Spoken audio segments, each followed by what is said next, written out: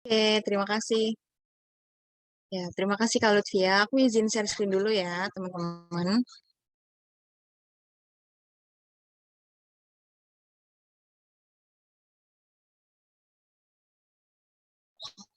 Oke, apakah sudah terlihat ininya, PowerPoint-nya?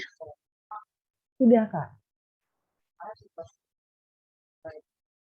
Oke, baik. Saya buka. Assalamualaikum warahmatullahi wabarakatuh. Selamat malam teman-teman semuanya dan juga kakak moderator kita Kak Lutfia. Terima kasih yang sudah membuka webinar pada malam hari ini. Jadi di sini saya akan membawakan atau istilahnya kita tuh nanti akan belajar bersama-sama gitu ya pada malam hari ini. Dan kita itu akan berpatokan pada salah satu buku yang sangat terkenal mengenai public speaking, yaitu Public Speaking Success in 20 Minutes a Day. Nah, jadi di sini itu nantinya kita bakalan belajar nih gimana sih caranya supaya ngomong di depan umum tuh harus percaya diri atau enggak sih gitu kan. Terus kalau misalkan belum percaya diri, caranya gimana? Nah, nanti kita bakalan bahas bareng-bareng di sini. Jadi di sini nih kalimat pertamanya adalah belajar percaya diri ngomong di depan publik kalau bukan sekarang terus kapan gitu kan. Oke. Ada pepatah nih ya, kalau mungkin kita sering mendengarnya gitu ya. Kalau nggak kenal tapi nggak sayang gitu ya. Maksudnya kayak harus kenalan dulu gitu. Oke, jadi aku kenalan lagi ya teman-teman. Jadi aku itu Ayu Malasari ya. Biasanya itu dipanggil Meila. Aku adalah mahasiswi di Pendidikan Sejarah. Benar tadi udah dijelasin juga sama kakak moderator kita. Dan saat ini aku semester 5 ya di Pendidikan Sejarah Universitas Negeri Jakarta. Selain itu aku juga menjadi mahasiswa berprestasi pada tahun 2021, juara 3 di Fakultas Ilmu Sosial. Jadi salam kenal ya teman-teman semuanya yang ada di sini. Kita akan belajar bersama mengenai public speaking. Oke, sebelum kita lanjutkan ya ke materi, aku bakalan nanya dulu nih sama teman-teman. Di sini kan ada dua gambar nih ya. Menurut teman-teman, apa sih perbedaannya? Aku mau nanya nih sama... Oke, mungkin dari kakak moderator bisa pilih salah satu peserta yang ada di webinar pada malam hari ini. Kalau Lutfia mungkin bisa bantu aku, Kak. Oke, boleh, Kak. Aku random aja nih ya. Oke. Coba Kak Farida Muna. Kayaknya tadi udah sempat aktif nih ya di awal. Boleh nih, Kak. Kira-kira perbedaan dari slideshow yang sudah Kak Ayu share nih apa aja nih?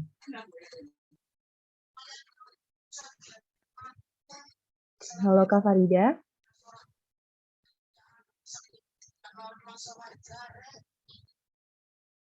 Oke, masih belum ada respon gitu ya. Oke, mungkin yang lainnya, Kak, bisa. Oke, sebentar. Oke, kita coba Kak Anissa ya. Kak Anissa Novita. Halo Kak, masih bersama dengan kita?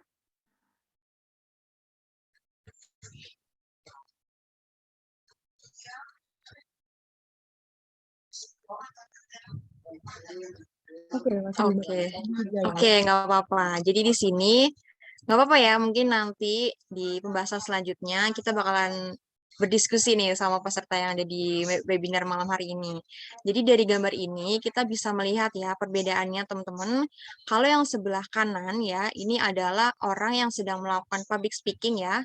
Tapi kita bisa lihat di sini posturnya dia itu gugup atau matanya itu ngelihatnya ke atas. Nah, dari sini kita bisa melihat kan kalau dia itu kurang persiapan.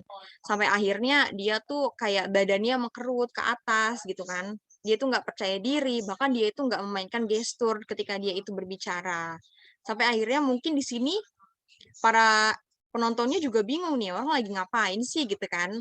Kayak, ini orang mau public speaking tapi kok ekspresi wajahnya nggak menggambarkan public speaking gitu kan. Beda lagi kalau yang sebelah kiri nih. Dari sini, dari gestur tubuhnya aja, pria ini sudah menggambarkan kalau dia itu sudah matang dalam hal penyampaian materi.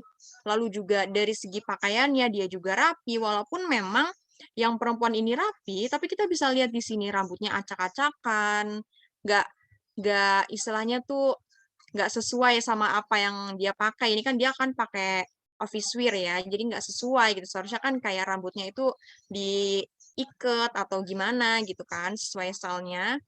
Nah, di sini kita bisa melihat juga nih, kalau dari yang pria ini lebih gesturnya lebih bermain, lalu juga bisa jadi ini tuh mempengaruhi cara bicaranya. Nah, mungkin dari teman-teman di sini juga pernah ya mengalami hal baik yang ada di sebelah kanan ataupun yang ada di sebelah kiri. Nah, kita harus cari tahu nih perbedaannya apa. Tapi sebelum itu, aku juga mau ngasih tahu nih ya ke teman-teman, kalau dari tokoh yang bernama Ralph Waldo Emerson, dia pernah berkata bahwa speech itu adalah sebuah kekuatan. Nah, selain itu, speech itu juga bisa untuk mengajak ataupun dari speech-nya itu, nanti dari pidatonya, kita bisa kayak istilahnya itu persuasif atau mengajak seseorang untuk mengerti apa yang kita maksud. Tapi kalau misalkan dari kata-katanya beliau ini kita nggak bisa mengerti atau kita nggak bisa istilahnya seperti public speaking tuh harus kayak gimana sih? Nah, itu kita nggak bakalan bisa tuh kayak pidato kita itu nantinya akan menjadi kekuatan ataupun akan mengajak seseorang, itu tuh pasti nggak bakal bisa kan? Karena yang gambar yang tadi, nih misalkan, kalau misalkan kita ada di sebelah yang kanan, kita nggak mungkin kan ngomong asal ngomong gitu kan sama yang sama yang ini penontonnya gitu kan. Nanti penontonnya nggak bakal ngerti kayak gitu. Makanya di sini Ralph Waldo Emerson itu berkata bahwa speech itu adalah sebuah power atau sebuah persuade gitu. Nah, sebelum kita itu akan melakukan public speaking, tentunya biar nggak terjadi kayak orang yang sebelah kanan nih, kita harus tahu dulu nih audiensnya itu seperti apa gitu.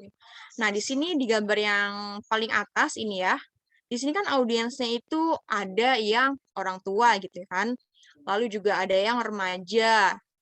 Nah, di sini ada juga yang pakai kacamata nih, yang warna biru, itu kan kayak istilahnya itu kayak masih remaja, masih bisa dibilangnya kayak muda gitu kan. Nah, yang sebelahnya ini adalah orang-orang yang memang sudah usianya itu sudah renta gitu kan, atau memang sudah lansia. Nah, dari sini kita harus mengetahui dulu nih, sebelum kita ingin menyampaikan sesuatu informasi kepada audiens, kita harus tahu dulu nih rentang umurnya berapa. Apakah yang kita bicarakan itu sesuai? Kan nggak mungkin ya kita ngomong sama orang yang lagi lansia, maksudnya kayak umurnya itu udah 60 ataupun 50. Kita bilang kayak misalkan kalian, nah itu kan kurang sopan ya. Kalau misalkan harus bilang sama yang lansia ini, lebih baiknya adalah Anda atau saudara gitu. Saudara juga bisa dipakai kepada orang-orang yang memang umurnya itu hampir sama kayak kita, tapi itu lebih ditekankan kepada formal sih gitu.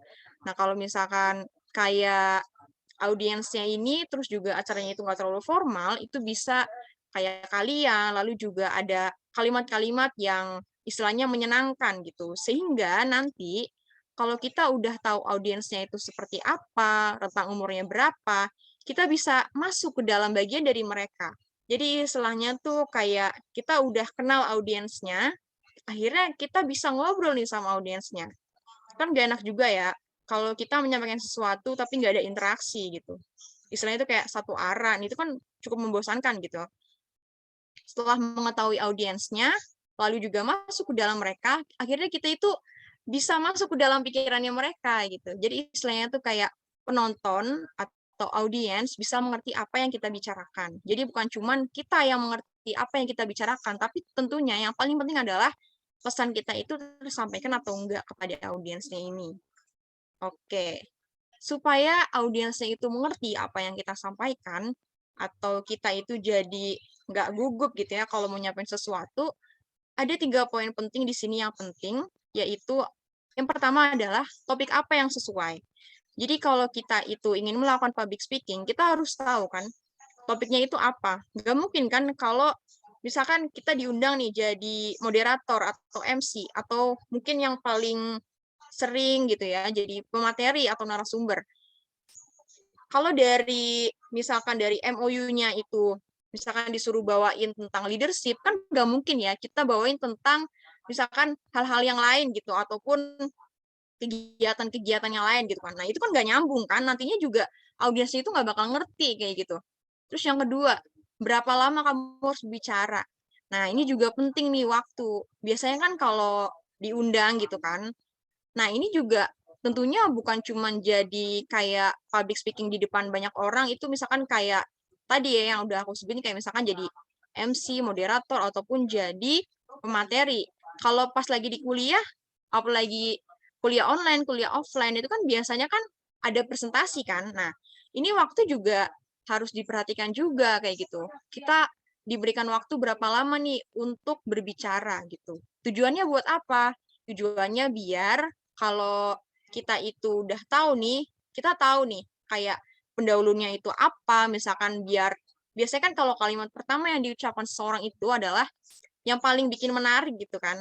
Nah, setelah itu baru masuk ke yang pembahasannya, yang seriusnya, baru nanti ke penutupnya kayak gitu. Makanya penting banget nih kalau lagi ada public speaking kayak gitu, kita harus tahu nih waktunya itu berapa kayak gitu supaya nanti nggak terjadi kayak ngaret ataupun nanti kayak waktunya itu kurang dan segala macam. Terus juga nada nih. Nada apa yang harus kamu atur? Kalau jadi MC yang formal ataupun yang informal itu tentu nadanya beda kan. Kayak misalkan yang formal gitu kan. Selamat pagi gitu kan. Kalau misalkan yang informal kan nggak mungkin kan kayak tegang gitu mukanya kan, nggak mungkin kan. Pasti kan kayak selamat pagi Bapak dan Ibu kayak gitu kan. Nggak mungkin kayak langsung to the point. Biasanya kan kalau baku sama informal itu kan agak sedikit berbeda gitu ya. Baik dari segi pembukaannya, lalu juga ada penutupnya juga beda kayak gitu. Nah, itu juga harus diperhatikan. Makanya penting banget kita tuh harus tahu pas kita itu mau melakukan public speaking, eventnya atau kegiatannya itu yang diadakan itu formal, semi formal ataupun informal. Jadi harus kita bedakan, nggak mungkin kita sama ratakan kayak gitu. Jadi supaya nanti public speaking kita itu jadi lebih bagus. Oke, nah ini juga penting banget nih, apalagi kalau pas lagi offline gitu ya. Yang pertama itu adalah ruangan yang akan kita lakukan public speaking itu ruangannya itu termasuk dingin atau hangat gitu. Nah, ini tuh tentunya ada hal yang berbeda ya. Kalau ruangan dingin biasanya pasti ngantuk kan, apalagi kalau yang ber-AC. Nah, nih kalau di kelas nih biasanya nih apalagi kalau pas presentasi nih, pasti kan di ruangan itu kayak ber-AC gitu kan. Itu kan pasti bikin ngantuk kan. Solusinya kalau kita itu melakukan public speaking di tempatnya ruangan dingin, kita ada lah masukin kayak jokes-jokes gitu, tapi ya harus yang sesuai sama audiens juga sih gitu. Kan nggak mungkin ya kalau audiensnya itu misalkan kalau di kelas ada dosen doang, tapi kitanya presentasi sama kelompok kita, tapi kita kita tuh kayak ngejoknya tuh kayak nggak sesuai gitu kan pasti dimarahin kan. Makanya kita harus tahu juga nih audiensnya. Kalau audiensnya itu teman kita sendiri ya itu bisa gitu. Biar audiensnya itu nggak ngantuk. Atau bisa juga kita ajak bicara nih audiensnya nih. Kayak tadi aku di awal itu ngajak bicara kan, kayak sama kakak moderator kita, supaya nanti itu timbul interaksi. Jadi kita nggak ngomong sendiri aja kayak gitu. Terus juga ruangan hangat. Kalau ruangan hangat itu biasanya panas kan. Nah itu tuh timbulnya tuh kayak pengen ngobrol sama samping kanan kiri kita gitu. Nah itu makanya penting banget baik di ruangan dingin ataupun di ruangan hangat kita memainkan kontak mata. Jadi kalau kan ada ya orang yang ngelihat mata temennya atau ngeliat mata orang lain itu kayak gugup gitu kan. Nah, saran aku, kalian teman-teman ini bisa melihat dari segi sini aja gitu. Dari apa nih namanya? Jidat ya. Nah, itu kan sama aja kayak kita ngeliat matanya dia, tapi kan kita nggak ngeliat matanya dia kan gitu. Makanya supaya kita itu juga menghargai audiens kita juga harus bisa memainkan kontak mata dengan audiens supaya audiens itu juga merasa dihargai. Oh, ternyata pembicara kita memperhatikan kita loh. Jadi kita harus ngedengerin pembicara kita nih, kayak gitu. Terus juga pengaturan tempat duduk. Nah, ini juga nih, kita harus tahu juga nih, ada juga nih hubungan dari tempat duduk ke yang eye contact atau kontak mata gitu. Nggak mungkin kan tempat duduknya misalkan kayak gini, terus kita ngelihatnya kayak ke samping gitu kan. Kan kita kan harus ngelihat dari segi tengah, kanan kiri gitu. Kita harus memainkan kontak mata kita. Dan juga yang pastinya adalah kita harus ada interaksi sama audiens. Nah, yang selanjutnya adalah kebisingan asing. Nah, gimana nih caranya pas kita lagi public speaking atau lagi presentasi di kelas, ada teman kita atau salah satu audiens kita yang ngobrol. Nah, makanya penting banget di awal itu harus ada pembukaan yang menarik, teman-teman, supaya nanti audiens kita itu juga tertarik ngedengerin kita, pembahasan kita itu apa sih? Gimana caranya supaya audiens kita itu tertarik sama apa yang kita bicarain? Kita harus menceritakan hal-hal yang berhubungan sama audiens tersebut. Kayak misal remaja nih, kayak hal apa sih yang lagi tren gitu kan di remaja gitu. Sesuaikan juga nih sama topik apa yang mau dibawain gitu. Jadi nggak boleh melenceng ataupun kayak nggak nyambung, nanti audiensnya bakal mikirin ini pembicaranya ngomong apa ya kayak gitu. Terus juga pencahayaan nih. Pencahayaan. Nah, ini penting juga ya. Makanya kalau ini berlaku untuk offline ya, teman-teman. Kalau misalkan online itu kan ya berarti juga diperhatiin juga, tapi kan pencahayaannya itu dari segi rumah teman-teman ataupun dari tempatnya teman-teman kayak gitu. Kalau dari offline kita harus tahu dulu nih ruangannya itu kayak gimana nih pas kita jadi public speaking, misalkan jadi MC, moderator ataupun jadi pembicara kayak gitu. Kita harus tahu dulu ruangannya itu cahayanya itu bagus atau enggak, gelap gelap banget atau enggak, atau mungkin keterangan. Nah, ini juga berguna banget nih buat teman-teman yang pakai kacamata nih, gitu. Karena kan kalau biasanya kan kalau pakai kacamata, kalau yang terlalu terang, gelap itu kan kayak kurang jelas gitu ya pencahayaannya gitu. Nah, ini juga diperhatikan juga nih supaya nanti pas kita itu udah ngebawain public speaking kita, kita tuh jadi kayak ngomongnya itu nggak terbata-bata, ataupun kita itu jadi kayak udah nggak asing lagi sama tempat itu. Makanya penting banget, kalau mau ngelakuin public speaking, ataupun kita diundang untuk melakukan public speaking dan kesempatan itu ada, kita harus tahu dulu nih, tempatnya itu kayak apa, lalu juga pengaturan tempat duduknya, ruangannya itu ber-AC atau enggak, sehingga nanti kita bisa mengatasi permasalahan-permasalahan yang ada pas kita itu menyampaikan sebuah public speaking. Nah, di sini nih, biasanya kalau ingin menjadi pembicara yang efektif, kita juga harus bisa menjadi pendengar yang baik. Nah, mungkin teman-teman di sini pernah nggak sih kayak ngerasain pernah menjadi pembicara ataupun pendengar? Mungkin teman-teman di sini ada yang udah pernah jadi MC atau moderator? Ada yang udah pernah belum ya? Coba aku mau nanya sama Kasri Maduna.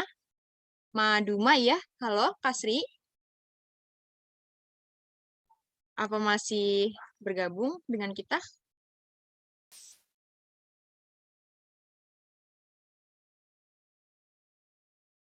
Oke, mungkin kendala sinyal kali ya. Aku panggil yang lain, mungkin Kak Siti Nurhalisa. Apakah ada, Kak Siti? Mohon maaf nih Kak, ada bisa buka room chat-nya kali ya, karena teman-teman menjawabnya di room chat nih. Oh iya, sebentar.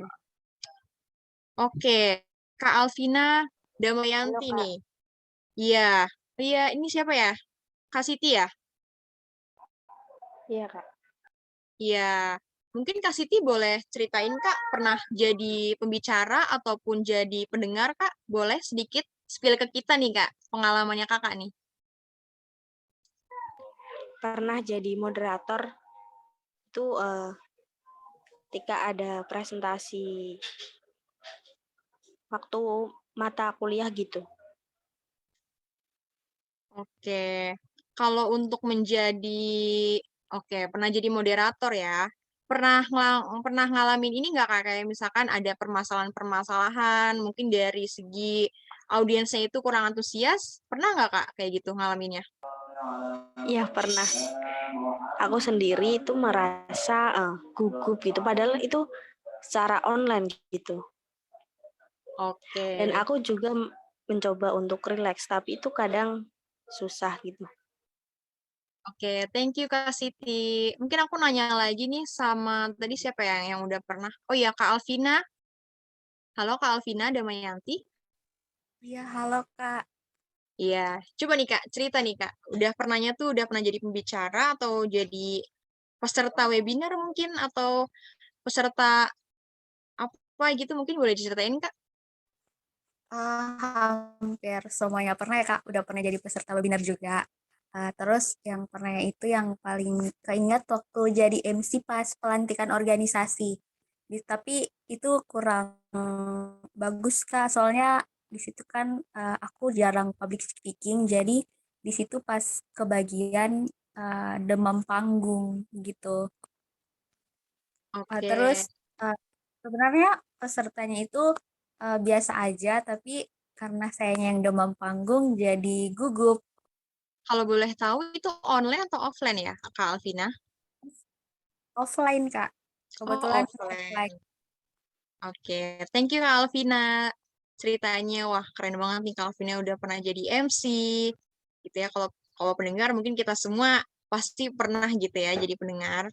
Oke, permasalahan dari teman-teman sebenarnya aku juga pernah mengalami. Mungkin ini hal yang wajar ya, kayak nervous ataupun demam panggung itu sebenarnya hal yang wajar teman-teman. Tapi gimana caranya supaya kita memanfaatkan kenervosan kita itu? Caranya adalah kalau ada kesempatan public speaking, kita manfaatkan. Kalau di dalam buku yang sedang kita bahas kali ini itu berbicara bahwa di situ tuh ada kalimat kayak gini yang membuat harus ternyata kita itu kalau mau belajar public speaking kita itu bukan cuma dari ya mungkin iya ya kayak kita tuh membaca buku tapi itu kan dari segi teori kalau dari segi praktek itu kita harus ya ngomong langsung kayak gini loh ini juga termasuknya public speaking kan kayak tadi kakak-kakak yang sudah menjawab pertanyaan dari aku itu juga termasuk public speaking kan jadi hal yang pertama adalah harus berani dulu.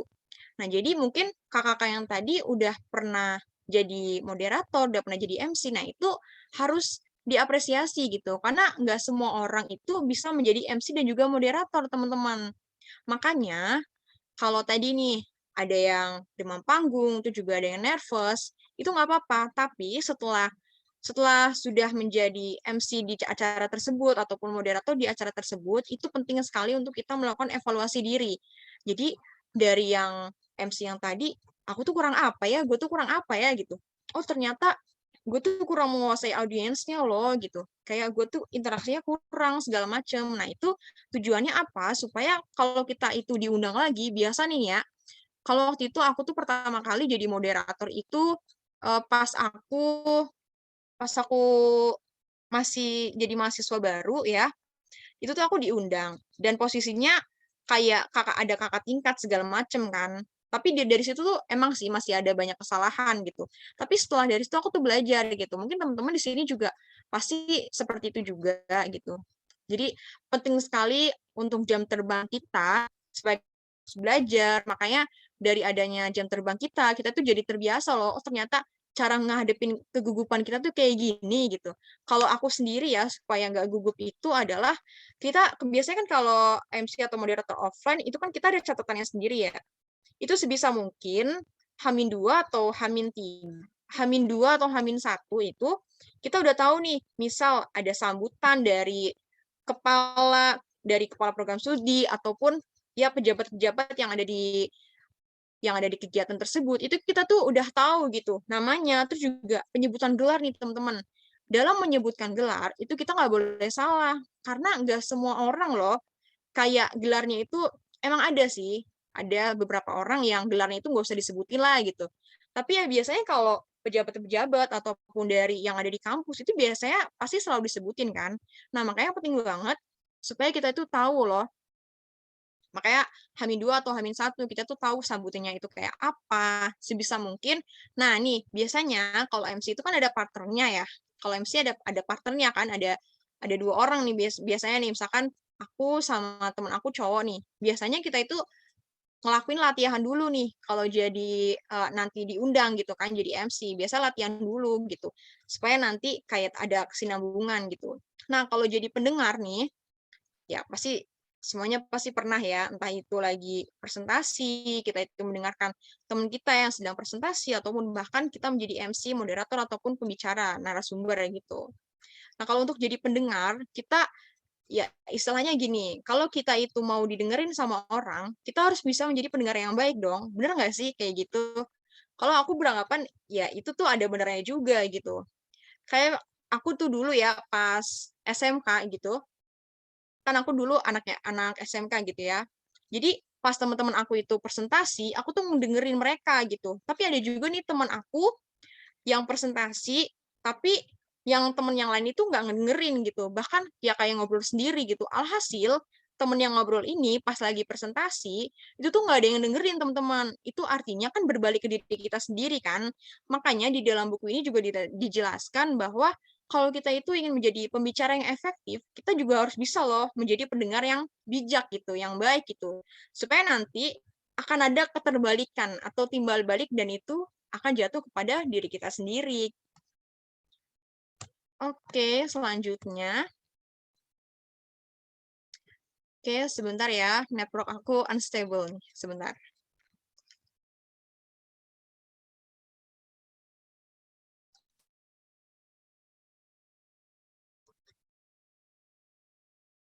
Oke, aku share sekali lagi.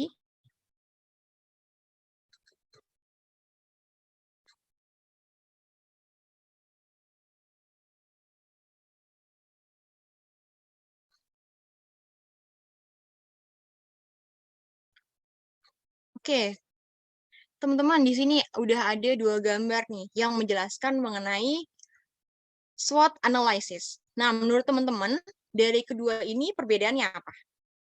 Coba aku mau nanya sama, oke, ada yang mau nanggepin nggak nih? Maksudnya kayak ada yang mau menyampaikan pendapat, teman-teman?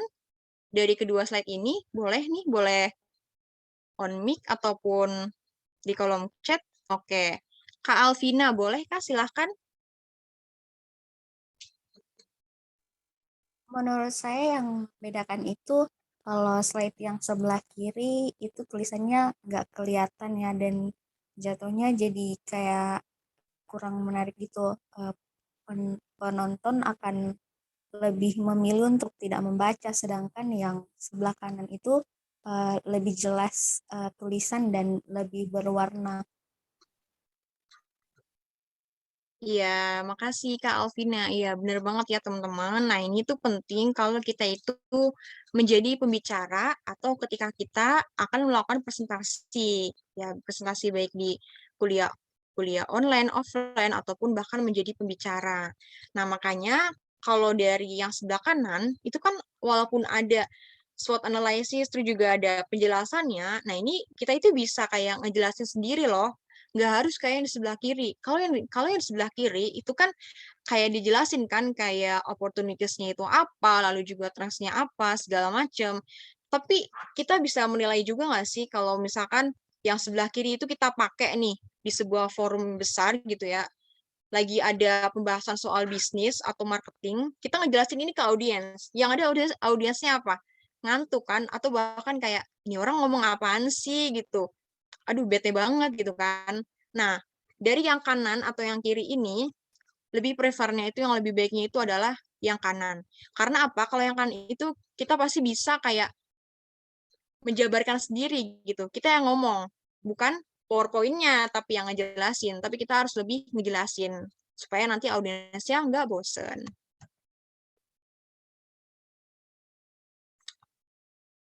Oke. Teman-teman, kalau misalkan PowerPoint-nya itu nggak aku slideshow, tetap kelihatan nggak ya?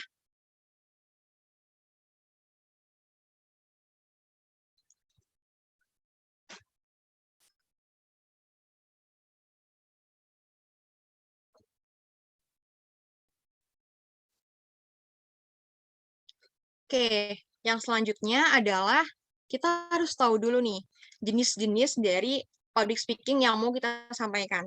Yang pertama adalah informatif. Nah, informatif ini biasanya kan, oke, di slide selanjutnya nih ya, ada pembahasannya.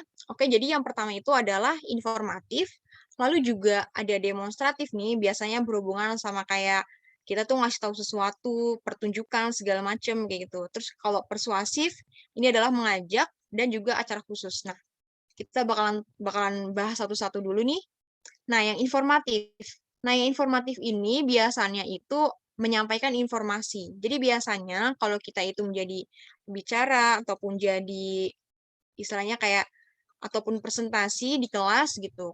Ketika kuliah online, kuliah offline, kita tuh harus tahu nih atau kita di awal bisa mengajukan sebuah pertanyaan kepada audiens supaya audiensnya itu tertarik. Lalu juga kita bisa mengundang pertanyaan tersebut. Jadi misal audiensnya itu kurang interest sama apa yang kita sampaikan, kita itu bisa kayak awalnya kita ngejelasin dulu loh, kayak yang lagi tren tuh kayak gini loh. Terus juga itu tuh juga disambungkan juga sama topik yang mau kita bahas, audiensnya. Itu tuh sebenarnya tuh kayak berkesinambungan kayak gitu. Terus selanjutnya adalah mintalah contoh. Nah, contoh ini fungsinya itu untuk supaya kita itu ada audiens sama peserta. Jadi jangan sampai kita itu nggak melibatkan audiens. Nanti jatuhnya malahan kayak audiensnya ngantuk gitu. Kita ngomong sendiri gitu. Jadi dikacangin kayak gitu. Oke, yang selanjutnya demonstratif. Nah, biasanya kalau demonstratif itu kayak bukan demonstran ya, atau demonstran mah kayak itu dong mahasiswa gitu. Nah, maksudnya tuh public speaking di sini demonstratif itu adalah kita menunjukkan sesuatu. Nah, ini biasanya itu kayak pembicara-pembicara di bidang marketing ataupun tapi yang biasa aku jumpai sih di bidang marketing ya, karena ada kakak tingkat aku yang di bidang marketing dia itu melakukan public speaking itu secara demonstratif. Artinya apa? Kakak tingkat aku tuh menjelaskan bahwa cara untuk memperbaiki sesuatu seperti apa sih gitu. Kita harus istilahnya itu kayak menampilkan proyek kita, lalu juga bagaimana sesuatu tersebut bisa bekerja.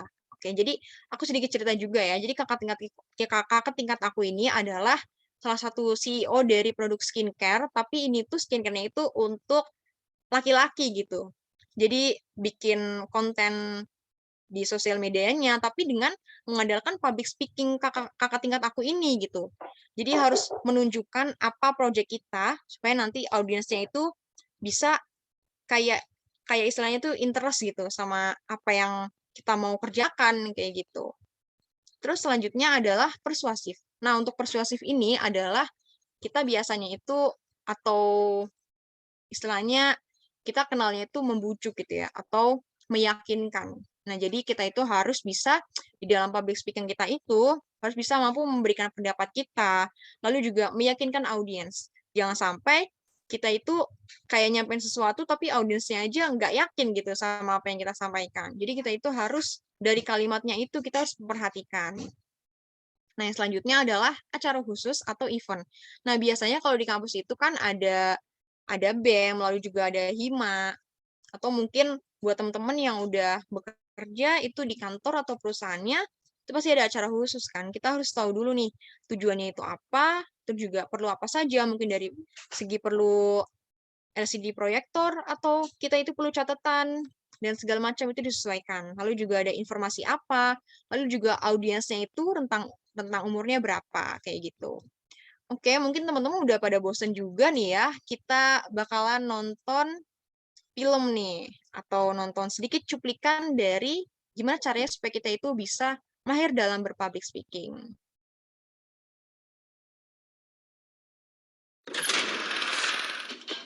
Oke, kakak moderator, apakah suaranya terdengar, Kak? Oke, udah terdengar dengan baik, Kak. Oke.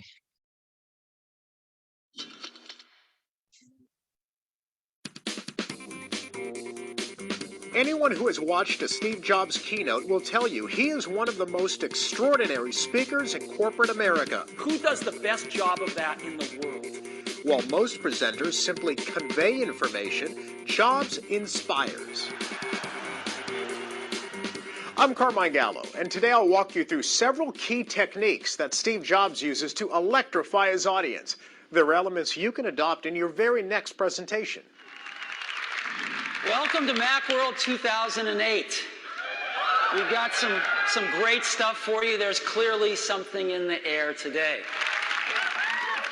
With those words, Jobs opened Macworld 2008, setting the theme for his presentation and hinting at the major announcement of the day, the launch of the ultra-thin MacBook Air. Whether it's a new notebook or the iPhone, Jobs unveils a single headline that sets the theme. Today, Apple is going to reinvent the phone.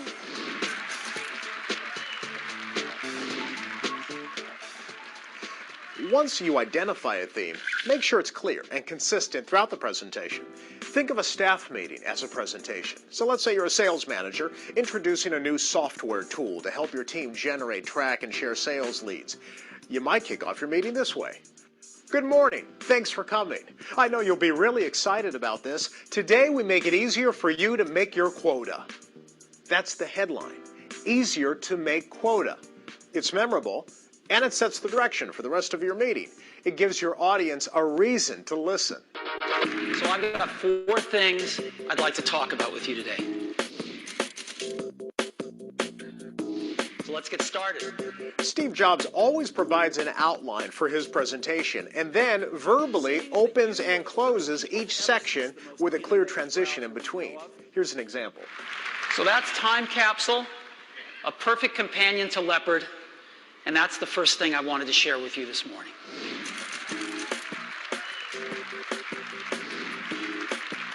The point is, make it easy for your listeners to follow your story. Your outline will serve as guideposts along the way.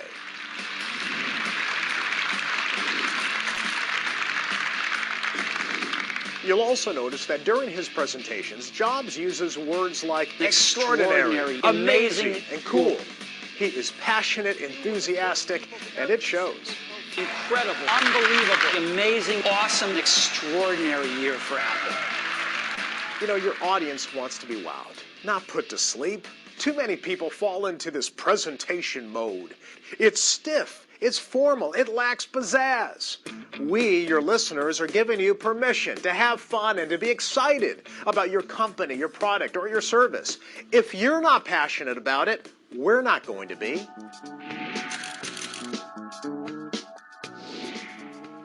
Remember, Jobs isn't selling hardware. He's selling an experience. If you offer numbers and statistics, make them meaningful. We have sold 4 million iPhones to date. If you divide 4 million by 200 days, that's 20,000 iPhones every day on average. Numbers don't mean. Oke, teman-teman, itu dia tadi video tentang mungkin teman-teman udah pernah tahu nih ya, Steve Jobs. Jadi beliau ini adalah salah satu yang paling terkenal yang kita pakai itu adalah produk dari iPhone ataupun Apple gitu ya. Nah, kita bisa melihat dari video tersebut kita bisa tahu nih dari cara penyampaiannya itu set attempt. Jadi nggak cuman dari segi PowerPoint-nya aja gitu ya, tapi juga ada demonstrannya gitu. Jadi tadi kan Steve Jobs ini kan juga bawa kayak laptop MacBook Air gitu kan. Nah, itu tujuannya apa? Supaya dari audiensnya itu tertarik gitu sama apa yang disampaikan dari Steve Jobs ini. Makanya kalau untuk public speaking aku lebih maksudnya kayak prefernya itu mencontohnya dari Steve Jobs ini karena dari segi penyampaiannya lalu juga dari set PowerPoint-nya juga ya. Tadi kan cuman gambar aja kan, tapi dari audiensnya itu kayak antusias banget sampai ada tadi yang tepuk tangannya banyak banget kayak gitu. Nah, mungkin itu bisa jadi contoh buat teman-teman biar kayak terinspirasi ataupun bisa motivasi teman-teman supaya nanti public speaking-nya lebih bagus kayak gitu. Oke, untuk yang terakhir di sini aku tutup dari perkataan dari William Penn bahwa speak properly. Jadi di sini kita bisa tahu bahwa ketika kita itu berbicara, bicaralah dengan benar.